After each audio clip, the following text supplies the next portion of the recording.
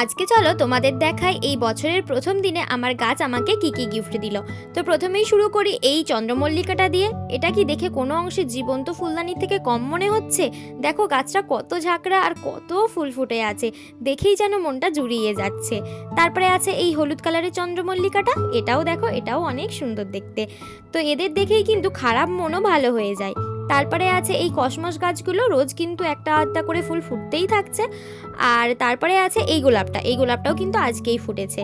তারপরে আছে এই লাল গোলাপটা, এটাও দেখো অনেক সুন্দর দেখতে। তারপরে আছে এই লালেতে প্লাস সাদাতে, এটা একটা কম্বিনেশনের ফুল, এটা কিন্তু এখনও ফোটেনি, কিন্তু ফুললে এটাও খুব সুন্দর দেখতে লাগবে। তারপরে আছে এই ইয়েলো কালারের গোলাপটা, এতে কিন্তু অনেকগুলোই কুড়ি আছে আর ফুল তো ফুটছেই রোজ দিন একটা করে। তারপরে দেখো এই সুন্দরীকে, কত সুন্দর দেখতে ফুলটা।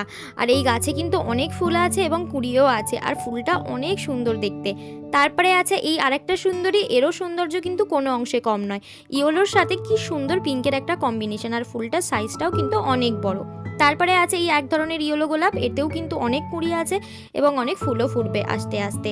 তারপরে আছে এই সাদা গোলাপটা, এতেও কিন্তু অনেক কুড়ি আসে এবং একসাথে অনেক ফুল হয়।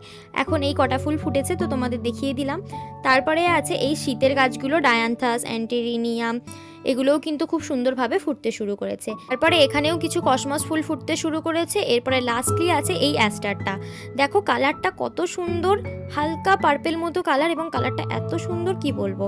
তো আমার তো নিউ ইয়ার এদের দেখেই শুরু হয়েছে। তোমাদের বছরের প্রথম দিনটা কেমন কাটলো কমেন্ট করে জানিও কিন্তু।